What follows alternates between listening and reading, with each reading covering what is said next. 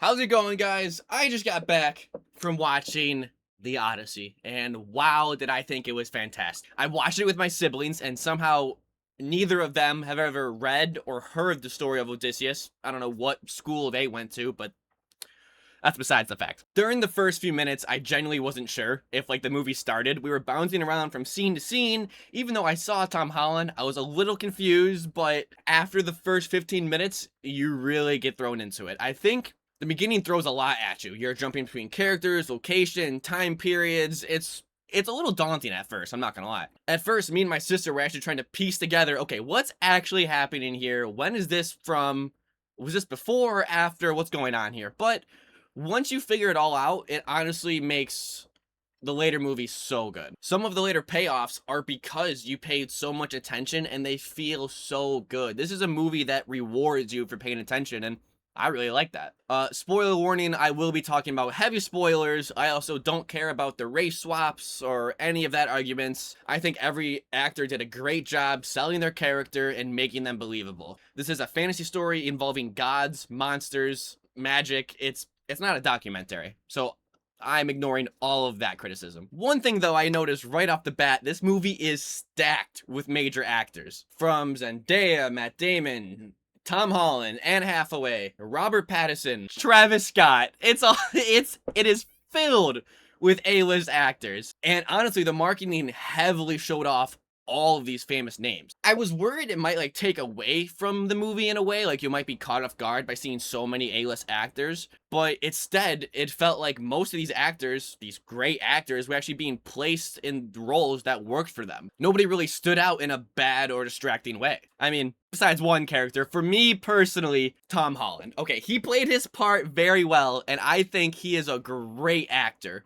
But I just never stopped seeing him as Tom Holland in my eyes. To me, I know it sounds weird, but his face and hair looked too clean and too perfect compared to everyone else. Every, like, men or so, or, like, character in the movie looked a little bit rugged or some type of aspect about them, and he was always perfectly clean and looked great. I don't know if that's a personal thing or if that's to make him look younger specifically. I'm not sure, but I basically called him Tom Holland throughout the entire movie. He wasn't whatever his name was. But still, I think this cast worked. I think the famous actors help sell tickets. At the same time, there are talented actors who work well with Christopher Nolan and know how to give certain aspects of their roles to a movie. It felt like two birds with one stone. People recognize the actors and want to see the movie, and then Christopher Nolan gets strong performance with actors who understand his style and how to perform well. There is not one miss out of any of the characters, I think. But let's talk about the main character, Odysseus. Matt Damon. Okay, so I knew almost absolutely nothing about getting into the movie. I didn't know who was playing what. I saw no promotion. I just knew this was the movie that was coming out. And when I saw Matt Damon appeared, my immediate reaction was, okay, yeah. No, that makes sense. He's the lead. It's Matt Damon, he's handling this. I thought it was pretty funny, but I feel like he's also a good choice. He feels like a natural choice for this type of character, being stoic. He can handle the action, he can play a respected leader, and also have a little bit of an emotional side with dealing with wanting to protect his men and return home to his wife. I think both aspects of that character, he played great. During the first half of the movie, he doesn't really get any like huge emotional acting moments besides like maybe like dealing like with the sirens or whatever, but nothing compared to like the later half of the movie. He mostly plays Odysseus as a calm, stoic leader who can fight for hell. I'm not gonna lie, the fighting scenes were great. And I thought he handled the character pretty well. His leadership is also sold through other actors, how they look at him, how they treat him in the beginning of the movie, and then them kneeling at the end, I thought was so sick. His men listens to when he speaks, besides when they don't, but they look at him as someone they can truly respect and trust until they don't. And speaking of looks and reactions, I think that is one of the things that really sell this movie. One of the best things about this movie is the information that comes from facial expressions or the tone of someone saying something. Certain characters give a specific look that sell the entire scene. An example is when Tom Holland pretty much clicks that Odysseus is his father after he sees the dog. It's what he's saying is not like he's saying, okay, like you're a beggar, blah, blah, blah. But you know, as a viewer, just looking at his face that he knows that's his father, but he knows what he has to do. I think it's done so well And you wouldn't have got that if you didn't have these great A-list actors. Mostly. I really like how the movie rewards the viewer, because you need to pay attention to the actors' faces, their tone, and how they react to certain things. These details work way better than if it was some cheesy dialogue being just said to your face. And it feels rewarding when you notice these little things and notice what the movie is trying to communicate without words that some viewers might not even catch, even if they are paying attention. I love those little aspects. I think one of Matt Damon's strongest moments comes during his argument with Calypso, when he's frustrated trying to figure out what's happened. He's lost memory for years, and he doesn't know how long. He keeps trying to ask, and when the goddess Calypso finally slips up and says years, he instantly goes, years. And I think he sells that so good. And like, it's little moments like this. It's not a huge action scene, but you've been listening to their dialogue throughout their entire movie, the bits and pieces, and then for him to finally catch on, finally grasp what's happening, and you can see the distraught in him. It's not a huge dramatic speech either. It is these small acting choices that create a massive payoff. And I love movies that reward an audience with moments like that. But if there's one character I think played loving and whatever significantly well, has to be Anne Hathaway as Penelope, the love interest, or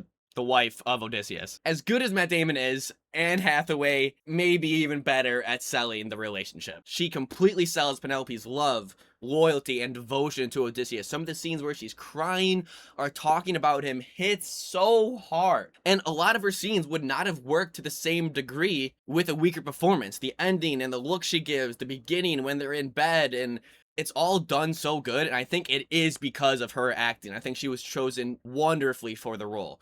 You believe she wanted to wait for him. You believe she's still loyal for him throughout the entire movie. And you know how deeply she wants him to return. You feel that through the character.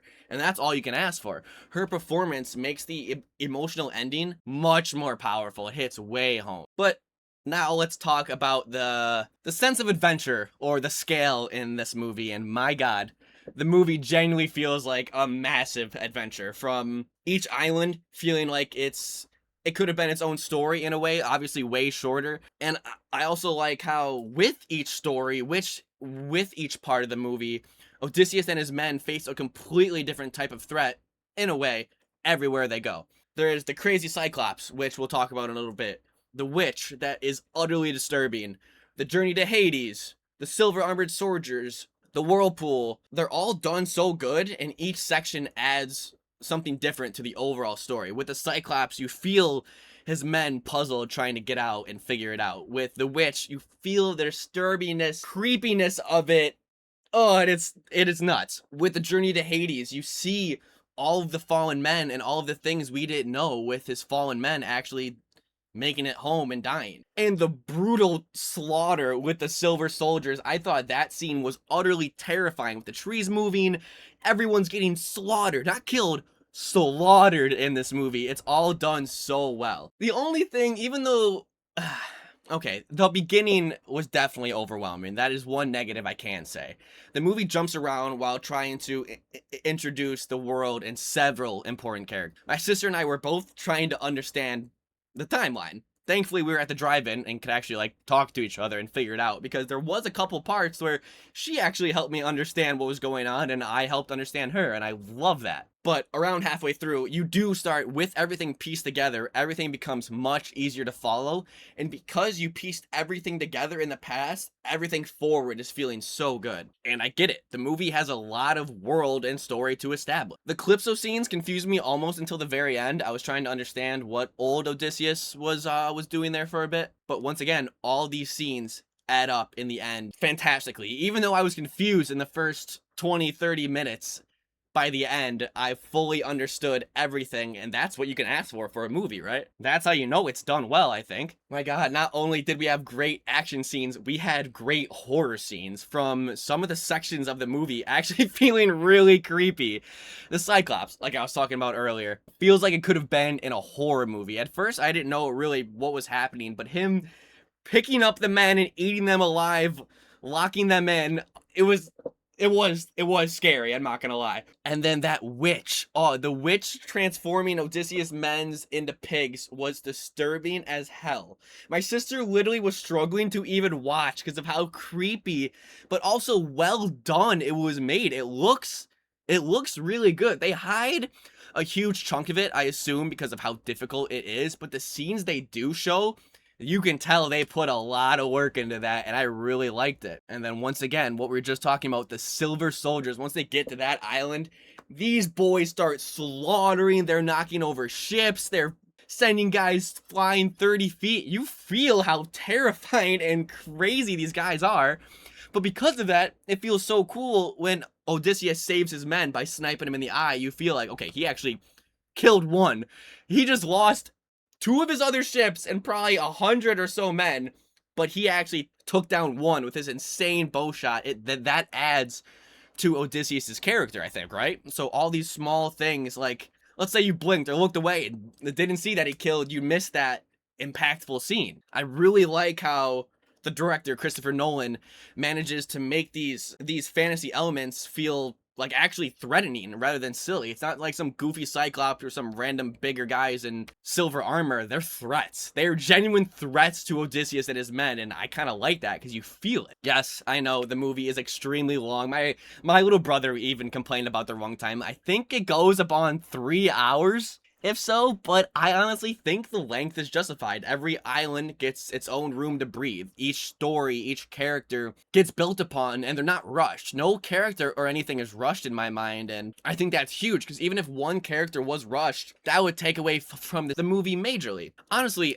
they could have added another 20 to 30 minute adventure, and if it was done properly, I would have been more than fine with it. The only part I didn't understand that really bothered me was this repeated stair scene with Matt Damon. The movie repeatedly returns to the same exact scene of Matt Damon on the stairs, and I get it. It's when he's realizing what he really have done to society and the problems that he actually caused from taking over Troy the way he did, but they show the scene 5+ times, and it does become a little distracting because you, at a point, you're like, oh, okay, here's Matt Damon on the stairs again and again. Like, I'm not even joking when it shows them 5+ times. I did not expect them to reuse a scene so many times. They do it in different ways and they add upon it later on, but the same scene showed the same exact way starts to hit less the 4th or 5th time you see it. But the movie looked expensive in a real way, from these crazy sets that are actually shot in real world locations. There is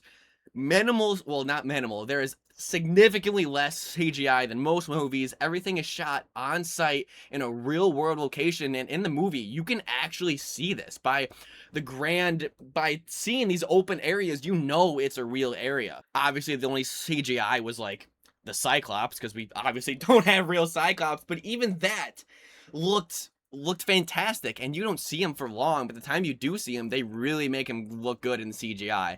When there is CGI, it's done very well, and only when there needs to be, and I think that's great. This movie is shot in a real way, and you feel it. Like the Battle of Troy, when they're appearing to actually like destroy actual buildings. Stuff is actually on fire. My brother actually said, how many times do you think it took them to shoot this scene? And I said, probably only one, with how much destruction and everything is going on. You have actually, like, I think like the one building that fell, I think they shot from like multiple different angles so they can reuse it. I thought that was cool, but they're still knocking down buildings. I'm sure that's not easy to just rebuild and retoss up.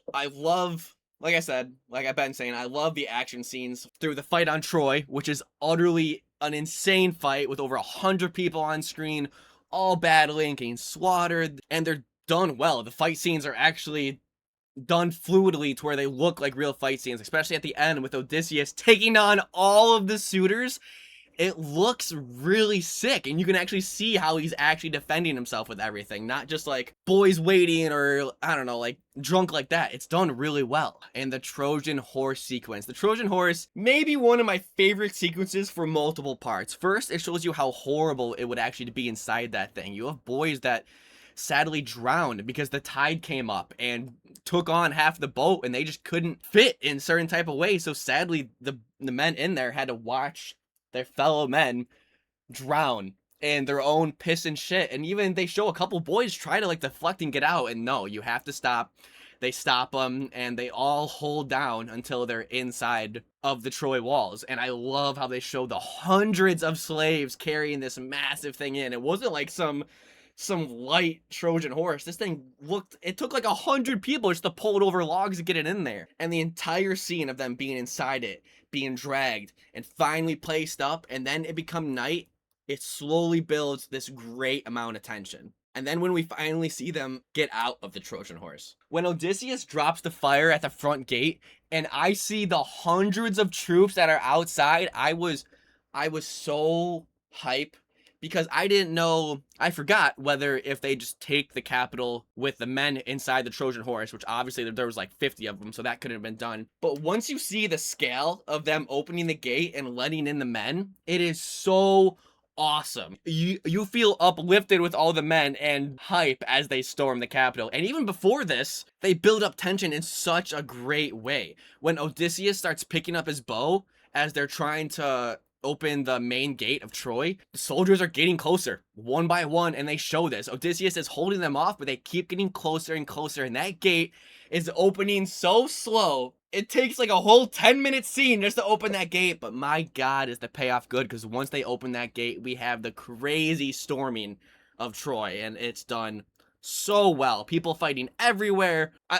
I cannot imagine what it took to make all of this come together. The sequence becomes so massive without being impossible to follow, and I really like that. Let's talk about the modern dialogue that cut me off several times. The characters are dressed and presented like they're in like an ancient mythology. Fine. Then somebody will speak a certain type of way and be like, fuck off, or I don't know. Something that just screams so modern. It did pull me out a little bit at first. Seeing it at first. Because sometimes they stick so hard to the old way of talking, and then they speak on such modern dialogue. I don't know.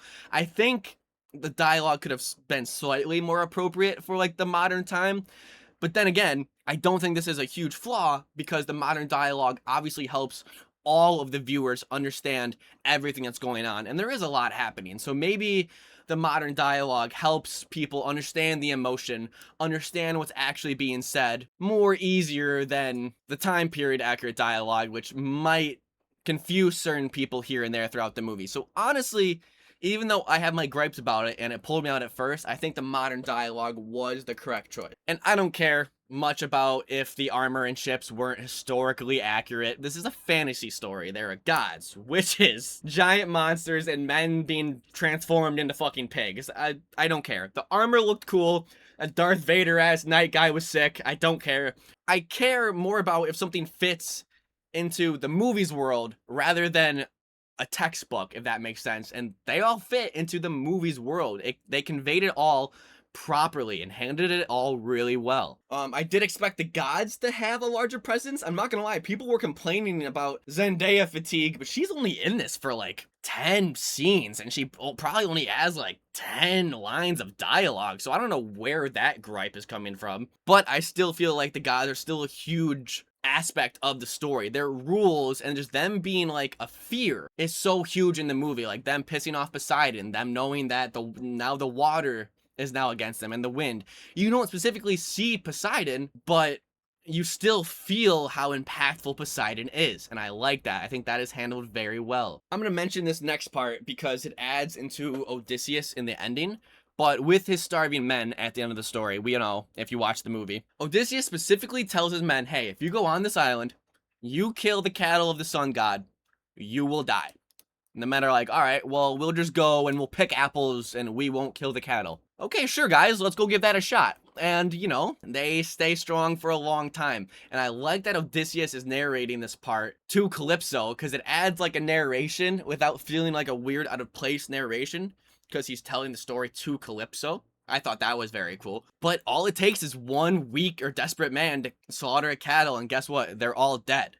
And I really like how, instead of Odysseus being mad or angry or upset at them, he fully takes responsibility. One of my favorite scenes is when he argues with Athena, Zendaya, after he finds out that his men slaughtered the cattle and pretty much doomed themselves. Athena said that his men made the decision to get him killed, and Odysseus still takes responsibility. He says that he brought them here. He was supposed to guide them, and it was his duty to keep them on the correct path. And I really like how he takes responsibility for being their leader till the very end. And in his mind, their failure was also his failure because he failed to lead them. This scene proves how serious he takes his leadership and how, I'm not going to say how well he is at it, but this scene seriously proves how seriously he takes his leadership. He felt like his men, their mistake was his mistake. He could have done better into leading them. And I really like how he takes it on the chin. And honestly, this guilt follows him throughout the rest of the movie.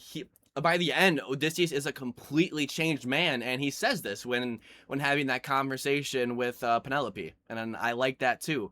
There's so many payoffs in the movie, it feels so good. And honestly, I thought the ending was fucking fantastic. The fight scene, the dialogue, obviously the fight scene was utterly insane, but even before, and even without the action, there's still a huge number of emotional payoffs.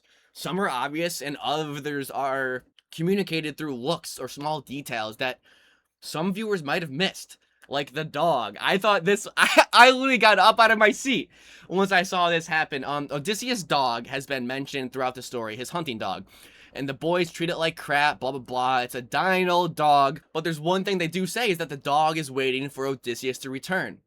And when Tom Holland and Odysseus finally approach and Odysseus sees the dog literally takes its final breath and dies after seeing Odysseus, because that's all he was waiting for, to see Odysseus return home. It's a heartbreaking scene, but it's a huge payoff because that's exactly what the little nods have been going on throughout the entire movie. And then, not only that, you get Tom Holland's character slowly realize in that moment, like seeing that happen, he realizes that this stranger is his father. And he doesn't immediately announce it like, oh, you're my father, blah, blah, blah. It's done in such a mature way. The scene relies on exchange looks and changes in tone, the way they talk to each other and the way certain things are said.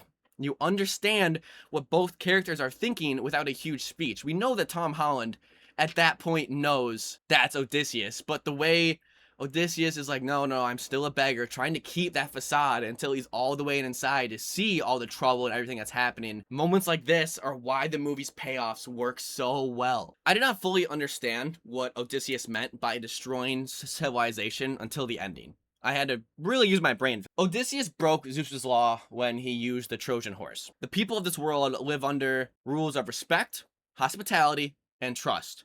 And when those rules are broken, there are consequences. And we see this with Robert Pattinson. He actually uses this to kind of bait Robert Pattinson and fight Odysseus in the end, or at least take action on him. To where all the other suitors are like, hey, you can't fight on Odysseus, Zeus's law. This could be a god in disguise. And those little things are done really well. But I really like how they show how the Trojan horse weaponizes trust.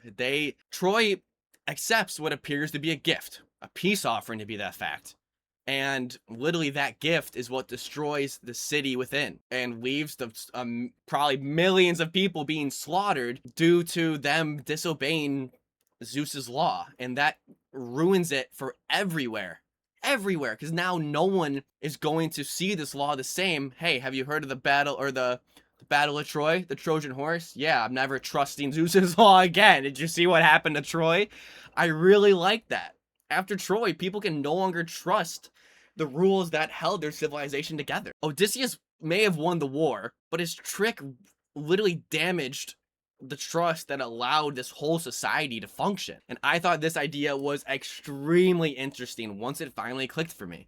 Here's my final verdict though, because I know I've been yapping for a long time, but I highly recommend this video. I highly recommend this video, but I highly recommend this movie to anyone that is willing to commit their time to the runtime, because you really need to give it your full attention for the full payoffs. You don't need to, but I feel like once you do, there's so many aspects of this movie that are just lifted up. A lot of the strongest payoffs depend on remembering earlier scenes, earlier dialogue, and facial expression. It is the type of movie where small details mean so much later, I think. I don't really believe in giving movies a 10 out of 10, or honestly, anything a 10 out of 10. I believe nothing is perfect, so I think like the best I would give it is a 9 out of 10, and I give it an 8.5 out of 10. I know it's kind of cunty, but it's not to that level of perfect, because of maybe the repeated scenes and a little bit of the dragging towards the end. That might have been a personal thing. Maybe Tom Holland is poisoning my taste a little bit there. Maybe he's the 0.5, but these problems really do not stop it from being a worthwhile, fantastic movie. It is a massive adventure with great acting, excellent action, creepy fantasy sequences, and genuinely rewarding emotional payoffs. And honestly, that's all I can ask for a movie. That's all I got for you today. Hope you enjoyed my review. See ya.